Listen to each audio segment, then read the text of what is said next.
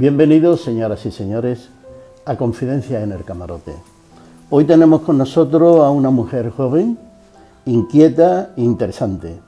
Ella es una persona de alta cualificación en las técnicas de la enseñanza educativa. Se llama Belén García y plantea la necesidad de integrar en la nueva educación todas las dimensiones del ser. Una revisión de todo lo referente al proceso de enseñanza-aprendizaje. Planteamiento necesario de una nueva escuela que prepare a las niñas y a los niños para la co-creación de un mundo más allá del materialismo. De todo esto vamos a hablar dentro de un momento. Bien, pues estamos de nuevo en Confidencia en el Camarote y recordarle que estamos hoy con nuestra amiga Belén García. Hola Belén, Hola, ¿qué tal? ¿qué tal, Ángel? Encantado que estés con nosotros aquí, ¿eh? El encanto es mío. Pues ahora vamos a tratar el tema ese que traemos, que creo que es interesante, pero antes vamos a saludar a nuestras amigas y nuestros amigos que están en el plató, desearles lógicamente un buen programa, porque aquí venimos a aprender y a pasarlo bien, dos cosas que coinciden perfectamente. Oye Belén, el tema de lo que he planteado en mi introducción, de esa nueva escuela del alma, de esa nueva forma de entender la educación, es un reto fuertísimo, ¿no? Y es prácticamente, pudiéramos decir, casi imposible de alcanzar en la totalidad, ¿no? Bueno, la palabra imposible no existe. Vamos a tener que quitarla, porque si no yo no estaría aquí ni habría conseguido lo que hemos ido consiguiendo entre todos. Entonces, desde un principio sí que podría parecerse, pero ya nos abrieron las puertas con la inteligencia emocional y el aplicar la emoción en el aula e incluso la terapia, y este es un siguiente paso que viene con todo este despertar de la conciencia que la sociedad está viviendo, o sea que es digamos una consecuencia, no es ni más ni menos que eso.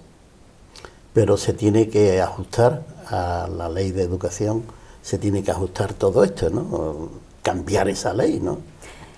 Hay cosas que reajustar, es decir, que readaptar en la ley educativa, que la ley pues avanza de un modo, entre comillas, muchísimo más lento de lo que avanza la sociedad, eso es cierto, ¿no?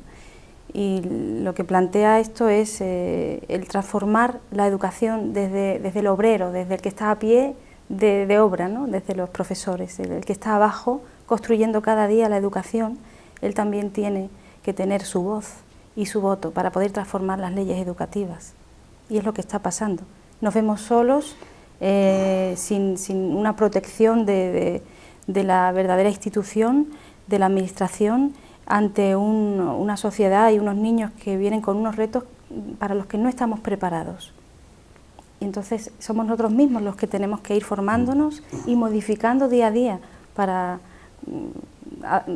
darles lo que ellos necesitan, ¿no?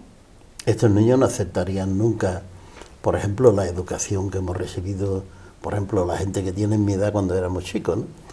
Que lo que había era el palo, pudiéramos decir, ¿no? Que era lo que la letra con sangre entra. Hombre, no es que no lo aceptarían, sino que iría en contra de las creencias que ya por suerte ya tenemos ahora, ¿no? Sin embargo, quedan resquicios de esa forma de educar de un modo un poco más contundente, ¿no? Más impositivo. Y además hablando de una profesión como la nuestra, que es una profesión que corre el riesgo de manipular, porque lo que estamos es tratando con modificaciones de conducta, con aprendizajes. Entonces es una profesión a la que hay que tenerle muchísimo respeto y hay que tener mucho cuidado, ¿no? ¿Hay algo que indique que los niños de este momento histórico son unos niños distintos a otros niños que haya podido haber hace 30, 40 o 50 años? Llevo poco tiempo en la enseñanza, solamente unos 13 años, y en este proceso he visto grandes cambios muy bruscos, incluso sobre todo de hace como 5 años para acá. Los cambios están siendo observados a nivel de revolución del sistema nervioso, conductual, trastornos nuevos que están apareciendo en los niños, debido también a estos avances tecnológicos tan exacerbados que estamos viviendo, ¿no? Cuanto ni más desde hace 40 años. Claro que han cambiado los niños. pero no ha cambiado de una manera equitativa la formación del profesorado. Eso es que son un los que punto tienen que importante. formar a los niños. Ahí es donde está la cuestión. Sí, claro. ahí es donde está la cuestión. Hay un tema muy actual, no se me vaya a pasar, me gustaría preguntártelo. Hay ahora mismo una nueva ley de educación, pudiéramos decir, porque se han producido unos cambios fantásticos con respecto a lo que había antes, y con este nuevo gobierno, por ejemplo. Si pusiéramos una escalera entre la evolución y lo que no es evolución o menos evolución, ¿dónde estarían estos cambios? El tema de la política no debería de estar incluido en el tema educativo. Por desgracia sí es así en nuestro país, que es un país democrático, y por desgracia los medios de comunicación y por supuesto la educación pues es algo que es tentador de utilizar para su beneficio, ¿no? Entonces, a pesar de ser un sistema democrático, la política hace gran mella en las leyes de educación. No quiere decir por eso que sean leyes que vayan en detrimento, pero sí es cierto que todavía estamos esperando que los partidos políticos se unifiquen y aunan leyes comunes que perduren en el tiempo. Eso es difícil. Eso es difícil. Eso es difícil porque en los partidos políticos existe el que intenta evolucionar y el que intenta tirar para atrás. Entonces ahí prácticamente es que no va a haber acuerdo, porque la educación, lógicamente, debería ir hacia adelante siempre y por delante de los acontecimientos, diría yo, ¿no? La educación es la base de la sociedad. Claro. Y los políticos, como propiamente deberían de ser, gente que sabia y amorosamente guiaran al pueblo y miraran por el pueblo, deberían de salvaguardar como oro en paño la educación. Es el mayor tesoro que puede tener una sociedad. De modo que tanto la educación como por supuesto la profesión de pedagogo está sufriendo muchísimo en estos últimos años, muchísimo. Es una profesión cada vez peor vista, sí, muy maltratada, muy poco recompensada, y no solo desde los medios, sino también desde la misma institución, desde los mismos políticos. Entonces, eso hace falta un gesto muy grande de humildad para que dos partidos o tres o los necesarios unifiquen y cedan cada uno para encontrar algo que realmente sea en pro de los niños, porque es a los niños a los que hay que mirar, sí, no lo que uno necesita. Pero es que esa mirada sobre los niños depende de las percepciones también de la sociedad, porque puede haber partidos políticos que digan, bueno, pues esto quien tiene que manejarlo son los que saben, que son los profesores. Pero los profesores dirigidos también. Dirigidos también, y sí. Los profesores sí. dirigidos también. Sí. En una política de educación, pudiéramos decir, evolutiva, no hacia atrás, porque hacia atrás no vamos a ninguna parte, ¿no? Evolutiva, integradora, holística. Claro. O sea, la transformación que habla Escuela con Alma habla desde la base que es la educación. Bueno, la base sobre todo sería la familia, es algo fundamental. Lo siguiente, por encima de esa raíz, estaría la educación. Después tenemos la sanidad, tenemos el mundo de la empresa, la economía, y luego la política como regidora, protectora, salvaguardora. Pero el mirar más allá de una política simplemente y ver y contemplar al otro ser como un ser sagrado, haría que inevitablemente la política se transformara y hablaríamos de política con alma. Si un empresario mirara sí. a sus trabajadores de ese modo, hablaríamos de empresarios con alma, que estarían transformando su empresa ganando mayores beneficios y de un modo absolutamente gratuito. Clarísimo. Absolutamente gratuito. Clarísimo. Es una transformación interior. No requiere de medios tecnológicos, no requiere de aplicar millones de euros en programas, simplemente es una sola ecuación, es la ecuación de decisión, simplemente. Oye, y de esa escuela con alma,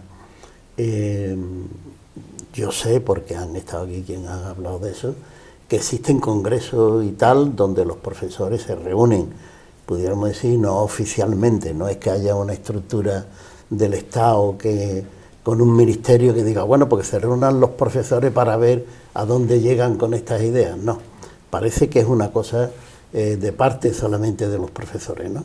Bueno, recuerda lo que surgió también cuando Albert Einstein propuso algo, ¿no? Y se le tachaba de loco, ¿no? Entonces todo empieza desde una minoría que percibe que hay una crisis y que algo necesita un cambio, y que en su interior surge una posible solución.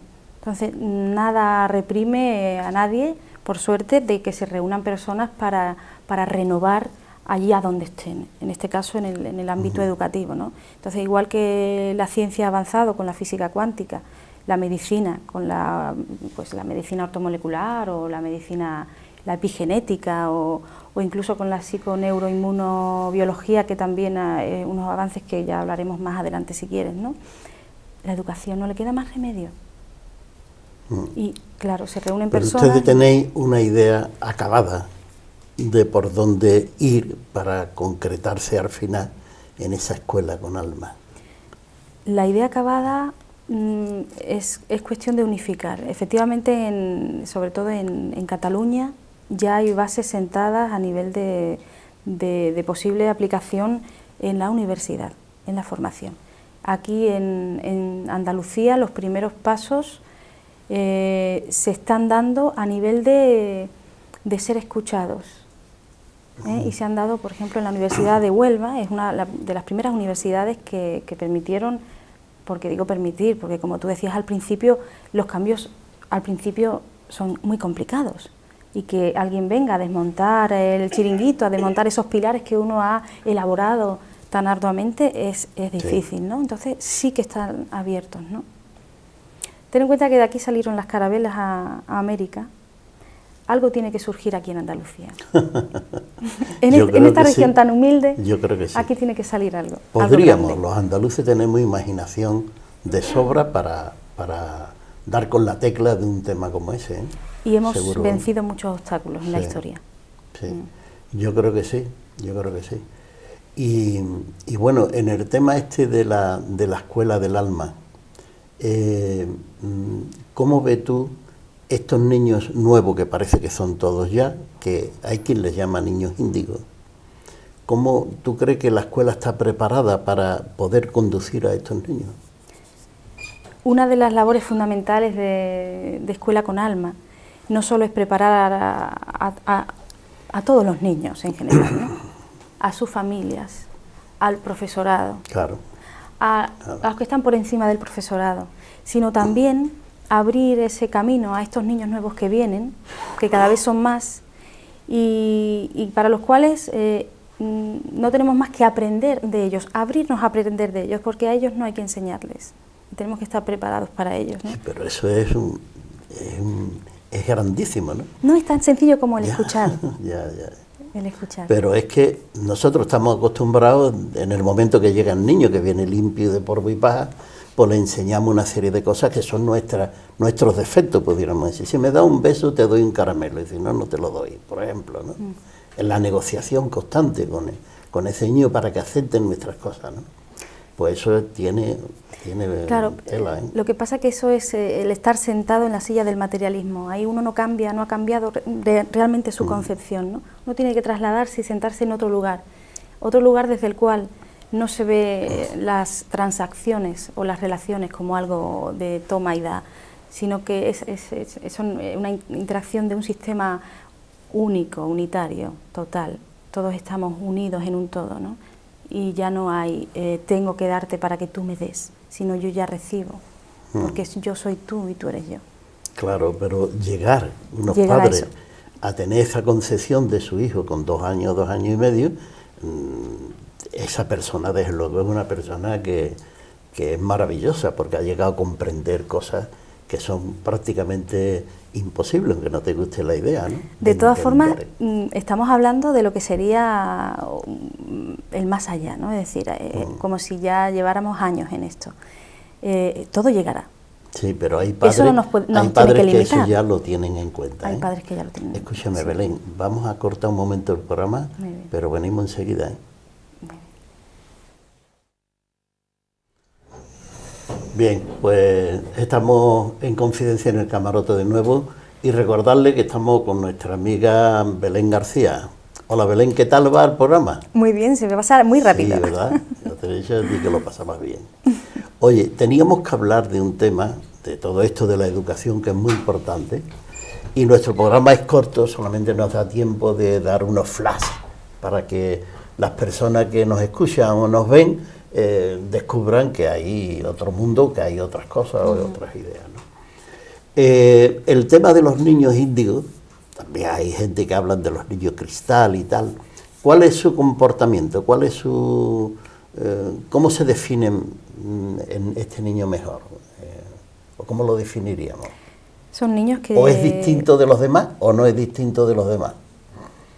El niño a nivel exterior puede parecer un niño normal, incluso un niño rebelde, con mala conducta, incluso con notas malísimas, ¿no? Los hay niños que, bueno, pues no tienen ninguna motivación por la educación, ¿no? Por la escuela, ¿no? Porque la escuela no está preparada, ¿no? Para tratar a este tipo de niños. Y los hay niños que tienen trastornos verdaderamente importantes con el sistema nervioso. Hay niños con TDAH, con trastorno de déficit de atención, e incluso medicados, que son niños con una alta potencialidad energético-espiritual. Son niños que podríamos considerar niños índigos. Luego hay otros tipos de niños autistas, que el autismo es muy amplio también, ¿no? Es un saco donde metemos todo tipo de niños, porque es algo por descubrir, es apasionante este terreno, ¿no? Y entre niños autistas hay niños Asperger y estos niños tienden a ser niños incluso cristal. El tema de estos niños se percibe mucho a través de la energía. Entonces el profesor tiene que estar muy preparado en ese ámbito, manejar este campo sutil, porque a nivel energético es impresionante. Simplemente el estar cerca de un niño cristal, uno sana automáticamente, simplemente con pasar cerca de él. El niño índigo es un niño que son más de tendencia más rebelde, de un comportamiento más conflictivo, y son niños con una inteligencia superior. Y el niño cristal viene a mostrarnos el amor incondicional, el amor incondicional. Y es lo máximo, ¿no? Ya. ¿Y su comportamiento con los demás niños? Su comportamiento con los demás niños depende sobre todo de los demás niños. El niño índigo puede tener mayor problema para relacionarse, tiene más facilidad para comunicarse de un modo telepático o intuitivo o desde la distancia. El tema de las emociones lo llevan un poco peor. Entonces es algo que hay que trabajar más con ellos, ¿no? Pero sobre todo más con el resto, con la familia y con el resto de compañeros. Y claro, lógicamente, la ley de educación, la ley que tenemos ahora mismo, no está preparada para darle a ese niño que puede tener unas características muy especiales, pudiéramos decir, muy superiores a las que hemos tenido los niños antes, ¿no? Sí, son muy superiores a los que hemos denominado de niños superdotados. Estamos hablando de niños de otro tipo, niños que incluso para detectarlos hacen falta una serie de test que no son test mentales, ni test procedimentales, ni actitudinales, son test que van más allá de eso, mucho más allá, son test más complejos. O sea que podríamos decir que un niño que empieza a aparecer como un niño conflictivo en la escuela, probablemente no sea un niño negativo en todos los órdenes. Para nada, al contrario, por el contrario. Un niño, los niños son el reflejo del alma de la sociedad, el reflejo del alma de una escuela o de una familia. Aquello que habla el niño, tal y como está el niño, así está el alma de ese lugar. Entonces hay que estar muy atento a este tipo de niños, porque nos están hablando, son canales, ellos transmiten directamente.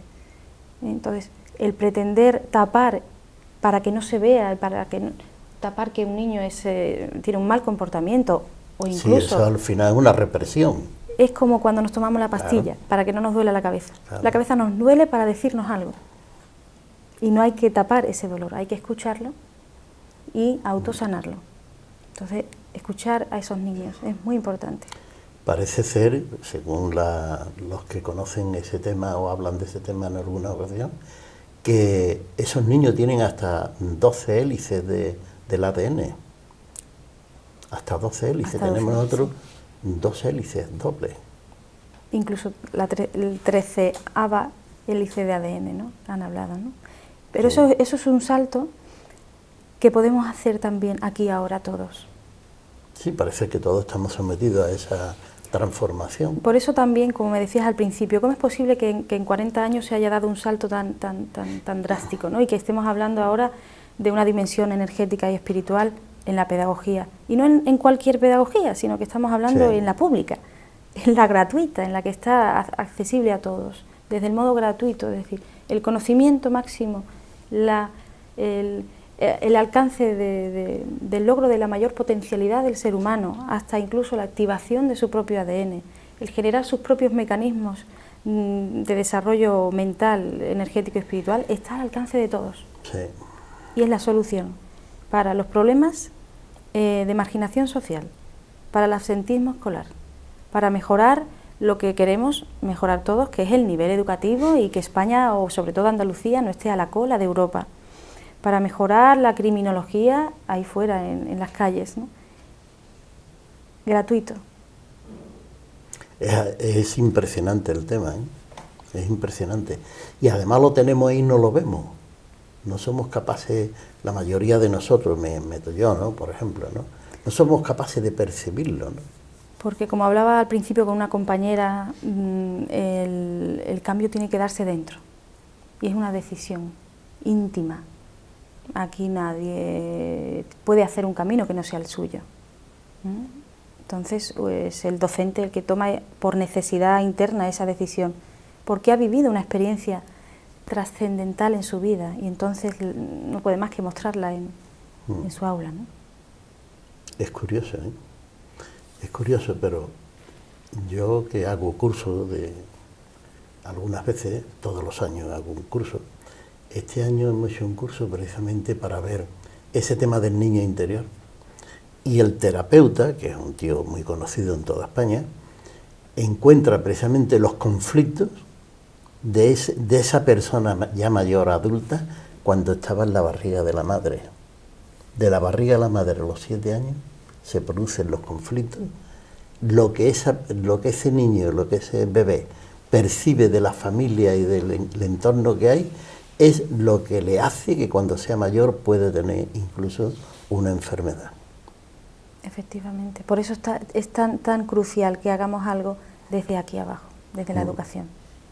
Por eso hay una corriente de opinión también muy fuerte que intenta siempre ponerse en contacto con su niño interior. Y hay gente que lo consigue y consigue cosas muy importantes con eso. Por supuesto, pues se pone en contacto con ese aspecto de su infancia que parece que está o lo hemos tenido dormido toda la vida o no lo hemos dado cuenta y está ahí latente. Es curioso eso, ¿eh? Eso se llega sobre todo con la meditación profunda. Es algo que hay que aplicar en las escuelas. Hay un proyecto que está dentro de Escuela con Alma que trabaja la meditación y la relajación de un modo sistemático, diario, a nivel de conjunto de profesionales, ¿no? De un centro, ¿no? Y al cabo de los años los logros son... Tiene que ser fantástico, sí. Eso. Imagínate empezar el día sintonizando con tus niños, ellos contigo, con esa humildad de que todos somos uno y a ver qué traemos hoy, ¿no? ¿Qué traemos hoy? Entonces ese niño eso es revolucionario. Sí, eso es genial. Sí. Eso es genial. Sí. Y el contacto, eso es construir unos seres humanos del futuro auténticos. Esos son auténticos, los nuevos niños, sí. Y nosotros tenemos esa responsabilidad de hacerlo. O podemos dar la espalda también. Podemos hacer lo que queramos. Bueno, depende de la concepción de la vida que tengáis vosotros. Depende de la concepción de la vida. Si tenéis la concepción de la vida, que esos son seres que ustedes tenéis que ayudar a modelar y que tenéis que ayudar a tal y cual, o otro que puede entender, yo vengo aquí a cobrar mi sueldo y enseñar lo que me digan y ya está. Son dos versiones, ¿no? Pero eso te hablo de un cambio trascendental en el individuo. Es un despertar en el individuo. Entonces esto ya no puede, una persona que ha despertado en su conciencia no puede hablar en esos términos. de vengo aquí, ya es vengo a dar amor, a sentir amor. Está claro. Esto no es un trabajo, Claro. es una misión de vida, es una misión de vida. Qué bien, qué alegría más grande. Es que la verdad es que los que tenemos nietos, yo tengo una nieta que tiene 2 años y medio, y nos sorprende diariamente la niña con cosas que, pero ¿cómo es posible? Una niña con 2 años y medio que esté planteando esas cosas, o intente de escamotear con mucha inteligencia cualquier cosa, y parece un poco mentira eso, ¿no?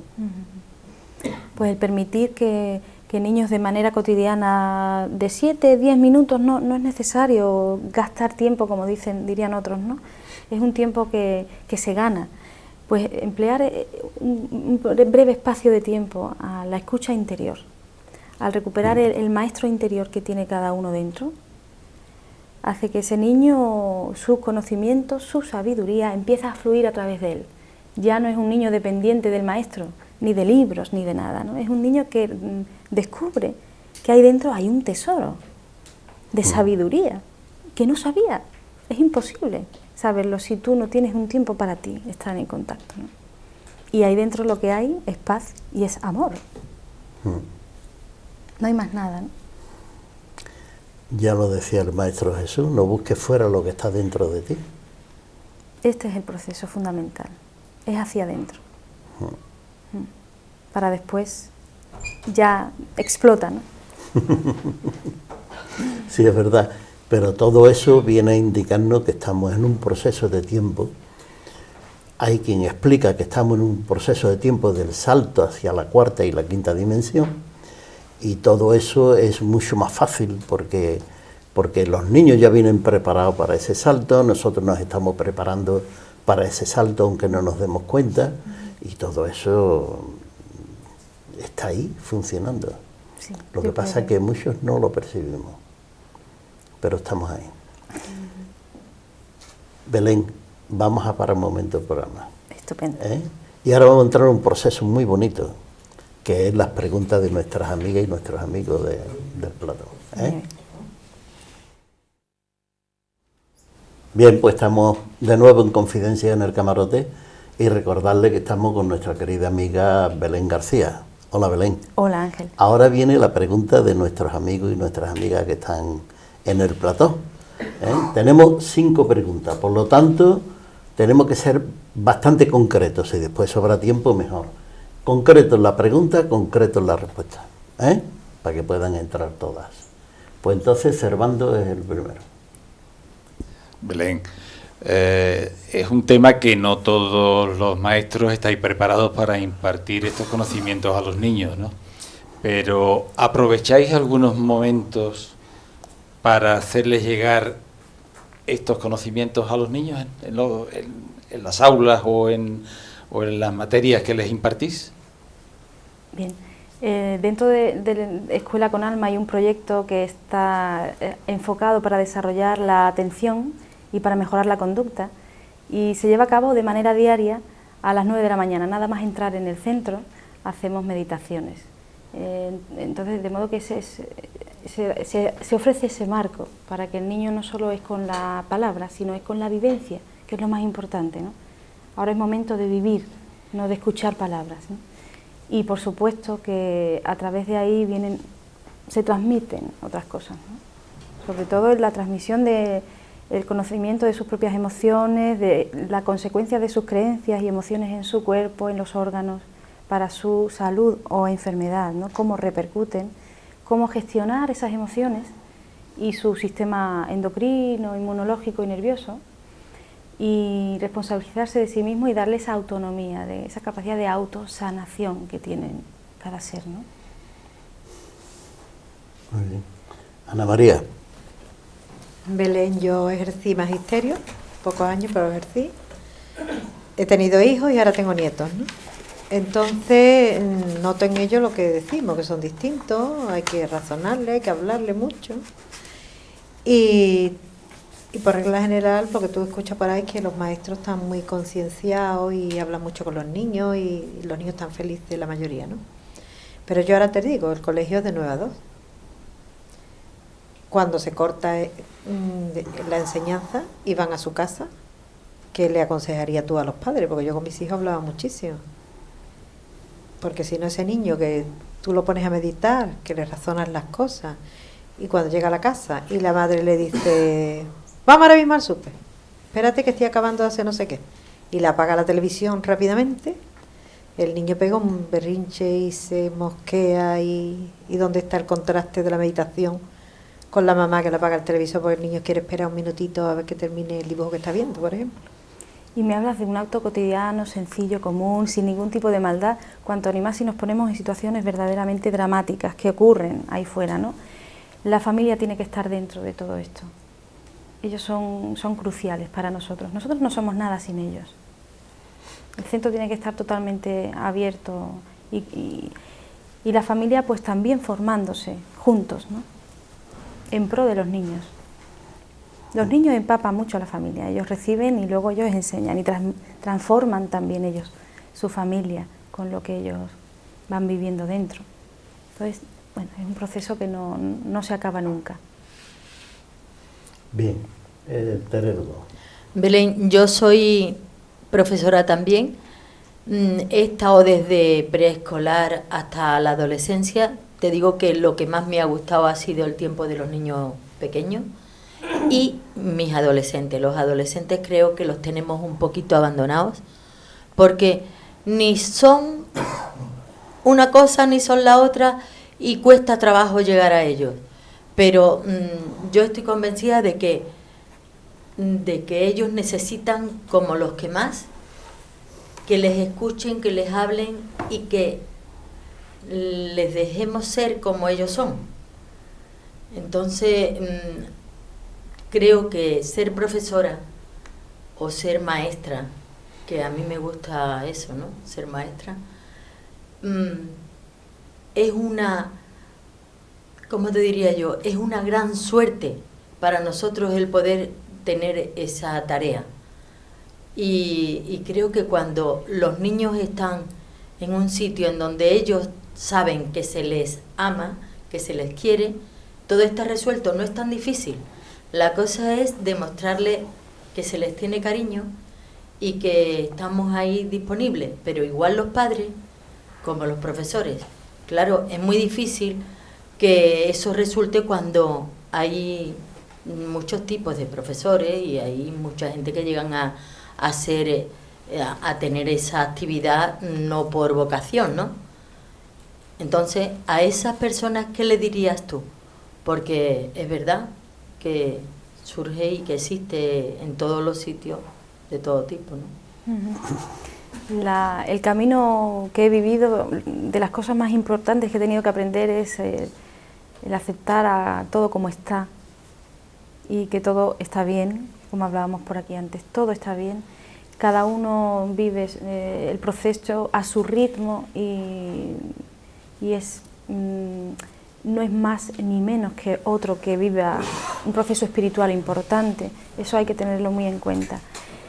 Más, aunque solo hubiera un maestro en un centro, despierto y conectado y trabajando en este terreno, sería suficiente, porque el efecto del amor, el campo vibracional del corazón es tan potente que se propagaría de una manera rapidísima.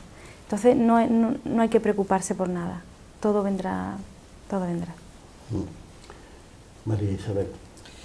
Sí, Belén, has hablado de contacto, has hablado de relajación, has hablado de paz, de amor incondicional, del corazón vibrando. Mi pregunta es, yo creo que cada vez los padres son más conscientes, cada vez hay más padres conscientes en el trato con sus hijos, hay más docentes conscientes, pero yo conozco a padres y a educadores que dicen me gustaría, pero no sé qué tengo que hacer, cuál es el camino. ¿Qué les recomendarías, qué les aconsejarías para aproximarse a ese buen educar desde el alma y para el alma? Por ejemplo, para los padres es la escucha profunda, el escuchar profundamente al otro. Tenemos la tendencia de llegar y querer soltar lo que traemos, ¿no? Y eso no es más que algo también incluso manipulado, incluso también material, ¿no? Vengo a traerte algo, ¿no?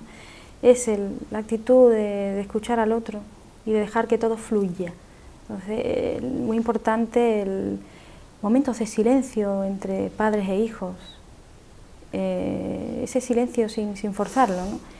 Y muy importante, el regreso y el retorno a la madre tierra, a la naturaleza. Es fundamental.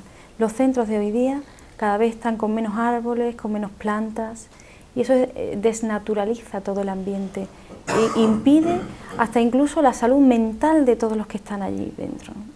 Entonces, a nivel arquitectónico debería de cambiarse y facilitarse para que se produjeran estos cambios, ¿no? Entonces es muy sencillo. Muy bien. Juan Legaz. Hola. Queda claro que la escuela con alma no es colegio privado, no son escuelas privadas, sino que se desarrolla, es un movimiento que se desarrolla en colegios públicos. Y al pretender desarrollar este movimiento en colegios públicos, debéis encontrar muchas dificultades para cambiar de esa silla a la que has hecho antes referencia. ¿Realmente podéis con ello? ¿Encontráis muchas dificultades para eso? Es verdad que hay mucha gente ya despierta y mucha gente que tiene, bueno, que ya vive y es consciente, igual que la medicina. Uno vaya al homeópata, al naturópata, al osteópata, va a hacerse reiki o él mismo se hace reiki. En fin, que ya estamos todos muy familiarizados, ¿no?, con todos estos cambios. Por supuesto que es complicado, pero también hay sus canales y hay sus vías. Lo que no hay que desistir nunca. El que le toca vivir algo lo tiene que vivir y tiene que, con toda su entrega, con su entusiasmo, sin perderlo, y no esperando que reciba nada. Uno recibe a cada paso mientras vaya dando, ¿no?